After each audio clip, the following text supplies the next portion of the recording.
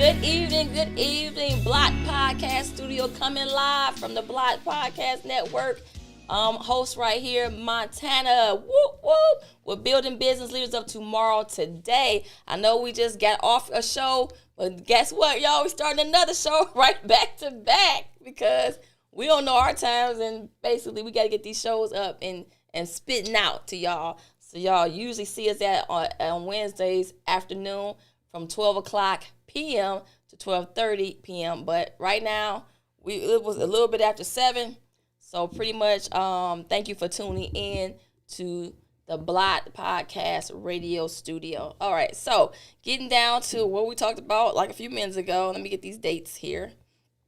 All right, so everybody's talking about the when is the next business class, Montana? When is the next business class? So the next business class is going to be May 16th from 10 o'clock a.m. to 1 o'clock p.m. Again, May 16th from 10 o'clock a.m. to 1 p.m. All right, and then if you can't make that class, we have another class starting at 1:30, same day, 1:30 p.m. to 4:30 p.m., 1:30 p.m. to 4:30 p.m. Can't make the Sunday class, we have a Monday class starting on the 17th from 6 p.m. to 9 p.m. 6 p.m. to 9 p.m. if you want to do the nonprofit and the for-profit training. So nonprofit meaning 501c3 business or your for-profit business, all right? So more classes. April 21st, real estate classes will be starting. So the people that's been waiting for this real estate class to start, April 21st, the real estate class is going down from 6 p.m. to 9 p.m. Grant writing classes are starting on April the 18th from 10 a.m. to 2 o'clock p.m. So if you're trying to get into the grant writing class, you want to get in at 10 a.m. to 2 p.m., located at 503 East 200th Street in Euclid, Ohio. All right, classes for the group home training. You're getting like 8 calls for group home training. Guess what? Group home training is starting this Saturday. So if you want to get in this class, text me that, hey, Montana, put me in the group home training class. It's going to be Saturday from 11 o'clock a.m. to, 5 o'clock p.m. So we got a lot of classes. Woo, we still got some more classes going down. Let me see. So again, the group home training is from 11 o'clock a.m. to 5 p.m. To get your group home training certificate. What else classes is going down? If you want to learn how to open up your business as being a cleaning business, janitorial services, that class is going to be starting April the 20th from 6 o'clock p.m. to 9 o'clock p.m. Janitorial services to open up your own business. If you're trying to open your own business, doing like cleaning houses, cleaning commercial properties, things like that, guess what they're going to be doing? They're going to be giving you a contract. So they're going to be spending you, you'll come to class, learn how to clean real good, how they're going to train you. And then guess what? As being an entrepreneur, you get your own contract. So guess what? Now you have your own business up and running with your own source of resources, funding coming to your business just like that. So if you want to get into that program, again, same phone number, 216-815-7300. I will forward her number to you at that time. And let's see what else classes we got going down. I think that's it for right now. We have comedy show. It's going to give you the dates and times of the comedy show. So the first Blocked Building Business Leaders of Tomorrow Today comedy event is going down May 22nd at 6 o'clock to 12 o'clock midnight. So 6 o'clock doors are opening, 7 o'clock the show is starting. And then after the show, guess what? We're going to have a party. After that, so I thought about it, we're going to have a party right after the show. So it's a good time to network with a lot of business owners, a lot of business entrepreneurs, exchanging phone numbers, helping each other in certain events and things like that. We're going to have a good time at this comedy event. All tickets will be purchased through Eventbrite. I will have that information as of next Monday. So give me to next Monday to post the tickets to Eventbrite so you guys can start purchasing your tickets. We will also have tables available. So if you want your own table with your own people, we do have pricing for your own tables. So let me know if you want your own table, 216-815-7300. Co-host Vernon Tice is not here today. So sending a shout out to him. Whoop, whoop. So hopefully he's attending Family Matters. So pretty much he will be back next Wednesday at noon. What else? We have a special guest. So as I said on our last show, which was a few minutes ago, we did a spinoff. So Constance Connor will be starting her own podcast show. She's a Blot member. She graduated the Blot course, and now she got her business up and going. She's getting ready to start her own podcast show to market her own stuff. So tune in to her podcast show. We also have the Greens. They started April 1st. Woo woo! They show was the bomb. So we have the Greens. So they'll be coming back on Friday at noon. So you can tune in to the Greens or Meet the Greens on every Friday at noon. So tune into that. What else is going down? We have a special guest here. He's a Blot graduate. He came to Blot a few years ago. He has a nonprofit already up and running. He's going to be talking a little bit about his business and everything that goes with being a nonprofit or being an entrepreneur. We have Dwayne Wilson in the house. Yeah, how's everybody doing? Wilson in the house. Woo, woo. All right. What up? How's everybody? We good. We good. Yeah, my name's Dwayne Wilson. That's my government name. That's what they call me now at the police station. All right. Now, I'm a recent. I'd still consider myself a recent graduate of Blot. I in 2014, for some reason, somebody took a chance on me and said, "Hey, we want you to help mentor these kids." All right. Right. And I'm from 105 in St. Clair. I was in the hood, but I wasn't necessarily of the hood. Right. You know, I did a little bit, but I knew how to run fast. So, you know. Me too. Yeah. So, you know, but I see what's going on. You know what I mean? And I just I feel like it's good to go back to your neighborhood and, you know, help the kids who look just like you and who, you know, who are you, you know? So we did some things. I was with Jim and me, Christian Copez, real cool people. They helped me out. In fact, before I got my 501c3, they were my fiscal agent. Okay. And we were able to provide 100 Thanksgiving meals for, I want to get the church right. It's on Arlington and like Eddie Road, Arlington. It's like right there. The Greater Friendship, I want to say. But we partnered with them and fed 100 families for Thanksgiving down at Citizens Academy on 102nd in Hamden, right at Superior. We had hip hop. We did hip hop musical chairs at that school. Wow. Yeah, it was cool. Yeah. And then recently we did not exchange. We did gift baskets, like care packages to 10 families. We gave like laundry supplies and, you know, just things that you wouldn't really know that you would need until the pandemic hits, you know? Right. So we would do some cool stuff, and that was thanks to Blot, you know, thanks to the training I got from Blot, you know? All right. So, Greater Friendship, that was the name of it, Greater Friendship. They was telling you Greater Friendship. Yeah, Greater Friendship, yeah. All right, so pretty much as being a nonprofit in the nonprofit world, nonprofit family, what's your biggest difficulties as becoming a new nonprofit, and what are your experiences of having your nonprofit and then coming to the Blot class? Was it very educational as far as eye-opener on, now I got this nonprofit, this baby, what do I do with it? So did we give you the information, say, hey, oh my God, I did not know we can do that, or? Yes, I didn't know we could do that moment with Blot. So for those of you who have a nonprofit, this is what I heard, don't quote me, all right? But this is what I heard. Twice a year, your nonprofit gets a liquor license for 4 consecutive days. Twice a year, your nonprofit gets its own liquor license for 4 consecutive days. What does that mean? It's a temporary liquor license. It's a temporary liquor license. But what does that mean for your nonprofit? It means you can rent a U-Haul truck. Oh, shoot. Go down to Luke Easter Park, right? And sling dollar Jello shots for the kids, man. Oh, my and goodness. donate that. You know what I'm saying? How cool is that? I'm just saying. Okay, That'd so be a good anyway, idea. we're gonna go to a commercial break so we can edit this. No, I can't. That'd be a good idea. No Jello shots for the kids. Not for the kids. No, I'm saying raise the money. It's a fundraiser. raise the money I'm not for- selling children Jello shots, man. That's not what I'm saying. Let me Okay. choose my words wisely. Right. Okay. Because you know, I my hearing aid. No, this- not selling this Jello side, shots it's on to this children. side. That's not at all what I'm saying. All right, so pretty much when we have a nonprofit, there should be no excuses on raising money immediately. At all. Or you should be having your nonprofit be broke or struggling, trying to figure out how is my nonprofit gonna make some money. Yeah.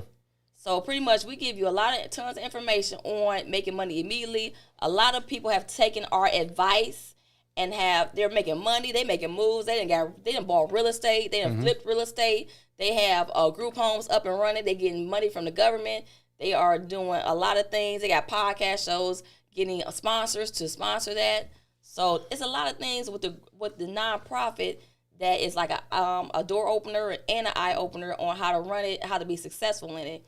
You don't have to, wait around trying to figure out where I'm going to get the funding from, where the resources going to come from, how to steady provide for this nonprofit. And you don't have to, because guess what? It's not your nonprofit.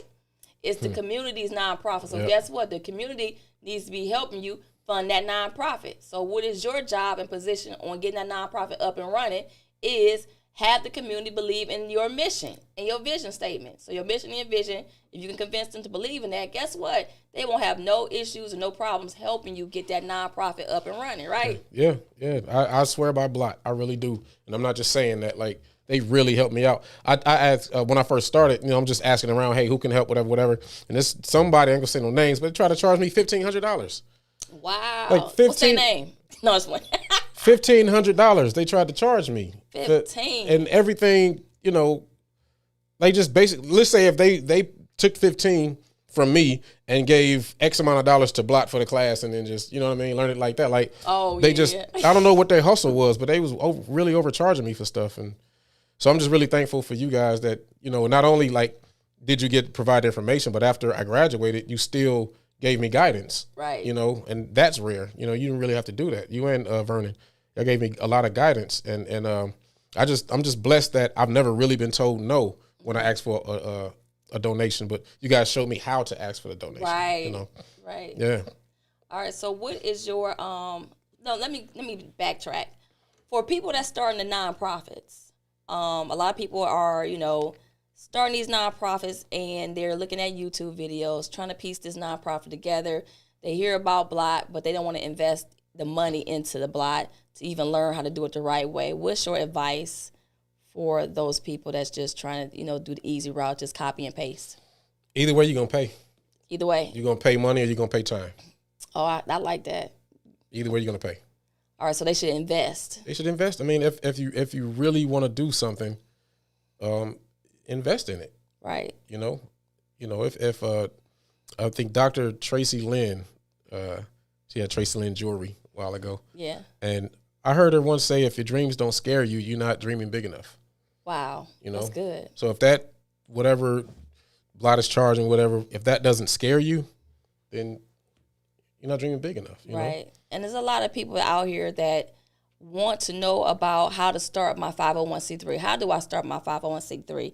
Or if you're a church organization, should I make the church a 501c3? So I'm going to give you a tip.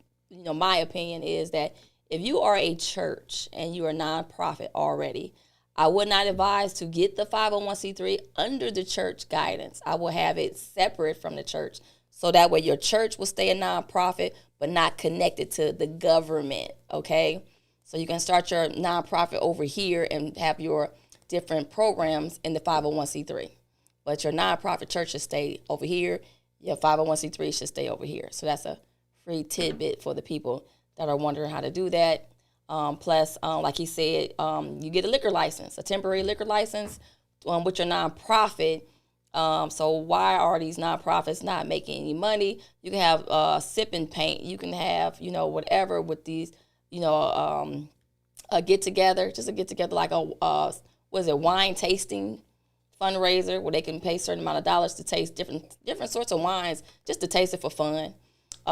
Different events that you can do just by selling wine, or when they say selling liquor for a fundraiser. For each type of program you're trying to start, you're trying to buy a building. Guess what? People drink a lot. So if you have 4 consecutive days to use it, that can be your building right there, or a down payment towards a building, right? So pretty much, let's talk about, now I know that you do stand-up. You host shows. Yeah. Let's talk about some of those shows you do. Because you was talking about them yesterday, and you're showing me some videos. It was pretty funny. And you've been telling me this for a long time. You're like, Montana, hey, I'm a comic. Like, Montana, look at my stuff. Yeah. Montana, I'm on social media sites. I'm like, Dad, let me look at this boy stuff. Oh, this is really good. Okay.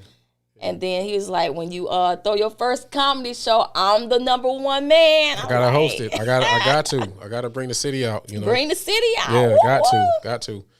Yeah, I've been doing comedy for, I don't even count anymore because I've just been a clown my whole life. Like, I used to get in trouble for this. Now I get paid. Now you get paid. It's weird. You know, Okay. it's weird. I think it's come around full circle. But I think professionally, I want to say 5 years. 5 years? Maybe, like 5 years. Shout out to John Bruton and shout out to D Hawk. Shout out to D Hawk. John Bruton was the first one to let me go on stage. I bombed horribly. And D Hawk was the first person to pay me. And he paid me $5. So that was the first time I got paid to tell jokes. I was on from there, you know. All right. So who do you like, all the people that you've been working with, who is your most memorable experience as being a comic? This guy named Burner. My dude, Burner. Burner? Yeah, Okay. man. Burner, he has no filter. Okay. None. Even when talking about himself. Like, he don't have, like, no filter. You know what I mean? And I just respect that as a comic. Like, he just, you know, because now everything is cancel culture and you can't say this, you can't, you know, Burner don't care. You know what I mean?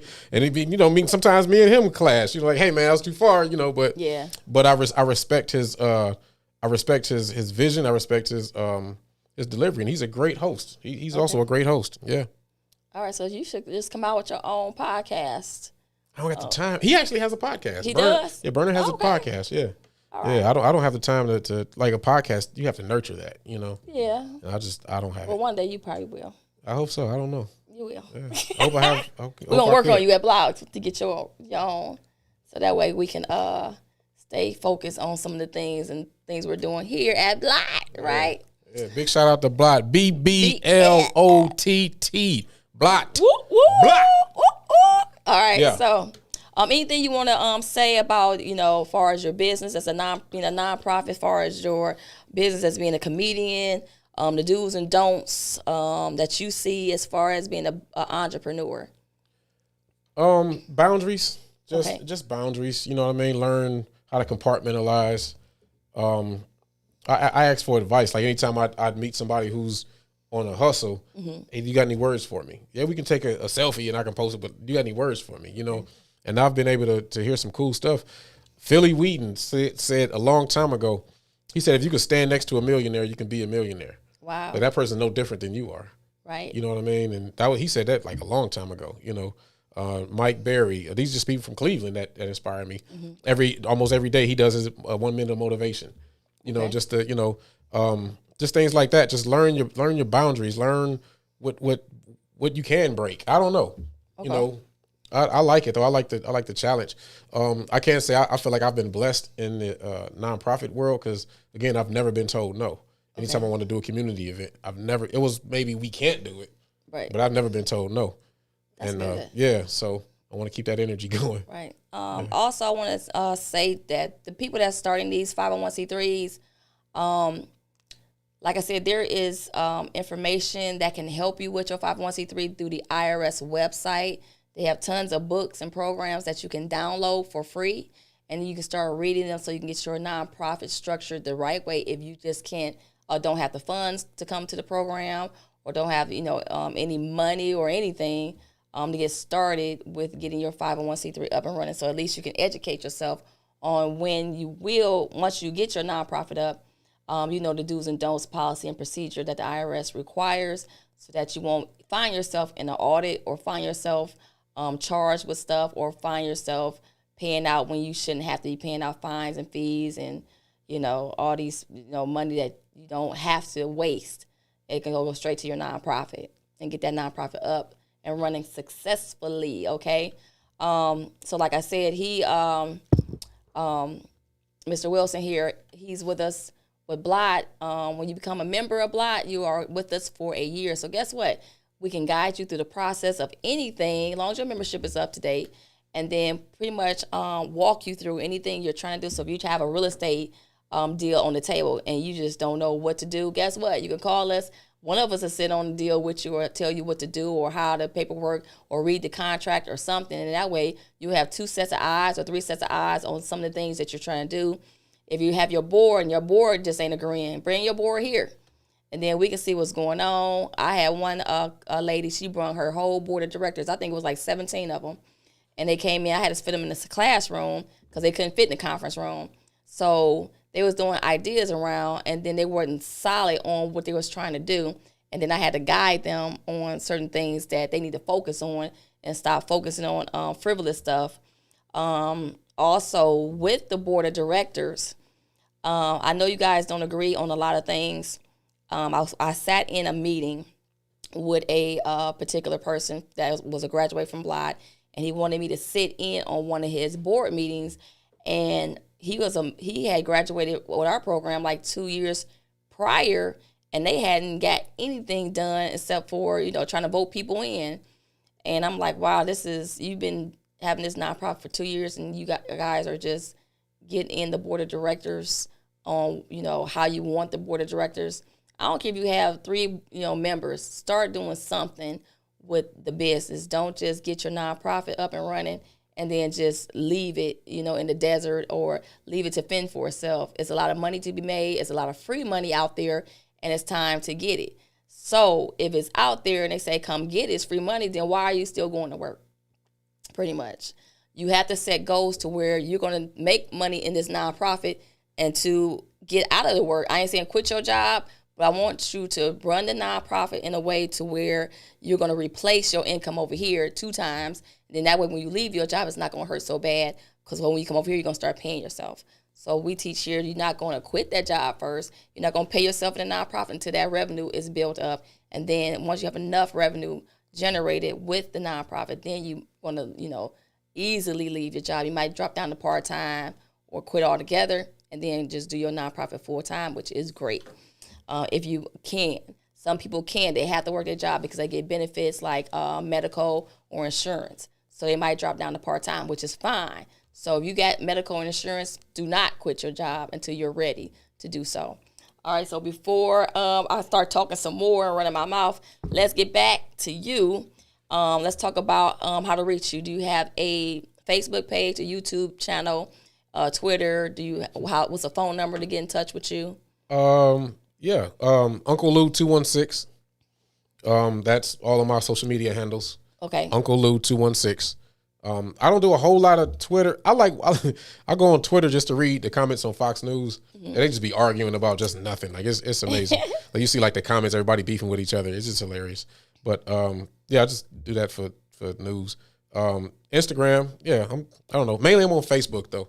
Okay. But I'm on Facebook under Spike Lou. Spike Lou. Okay. Yeah. So let me ask this question. Like you said that when you were a kid, you got in trouble a lot for being the class clown, pretty much. Yeah. So what do you advise or give like to the kids that's out here that is getting in trouble for being a class clown?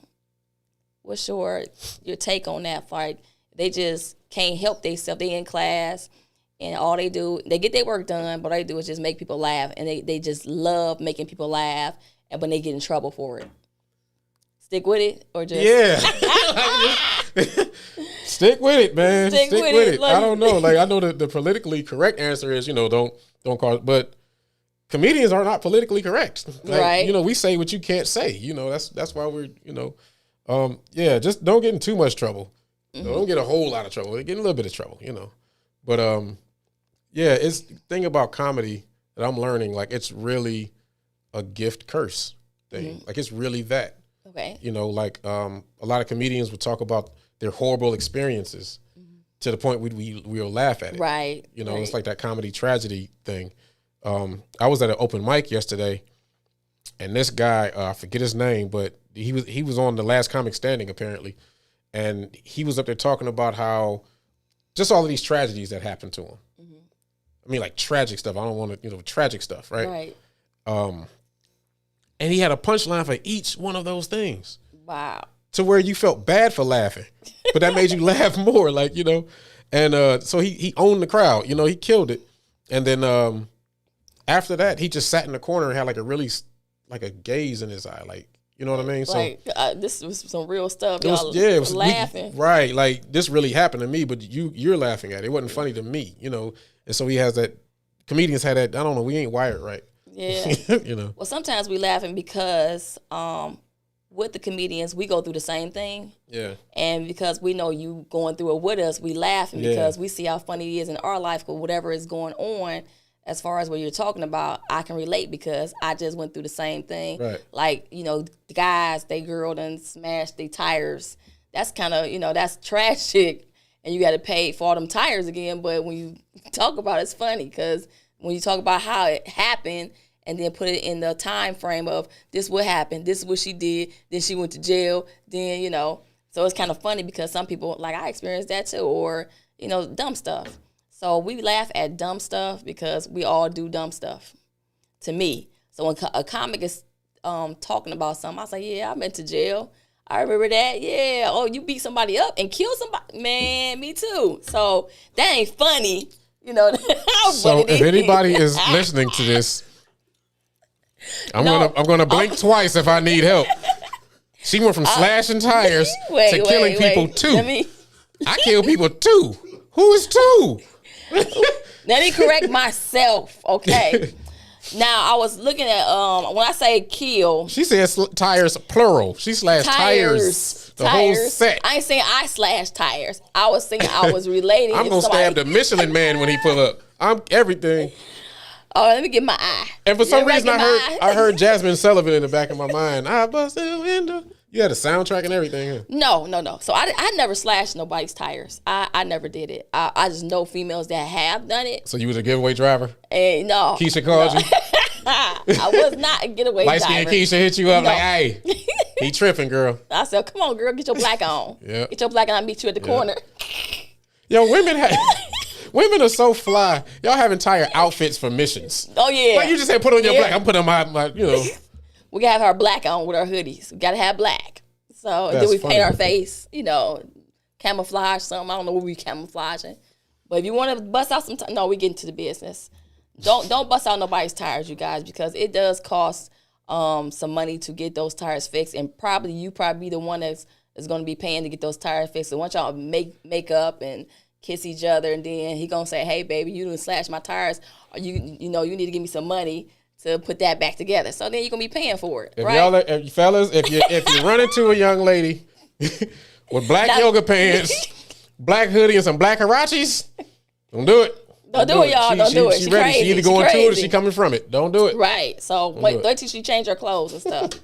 All right. So let's see. We got 2 minutes. So like I said, going down May 22nd. Now all that stuff, the killer stuff, those was just made up jokes. I heard another comedian say it. And it wasn't me that did it. I was just saying one of the comedians that said it. And I messed it up. So I was trying to tell his joke and messed it up. That's okay. So I don't want nobody I don't want no, FBI agents be trying to mark me and stuff like that. So I'm just letting y'all know. All right, so y'all see me at the comedy show that, I'll be stealing people's jokes and messing them up. All right, here we go. So we got like about a couple of minutes, 2 minutes, 1 minute, 60 seconds, or one.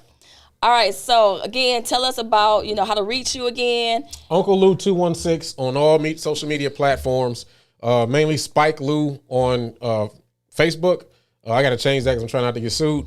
But that's me, man. I appreciate you guys.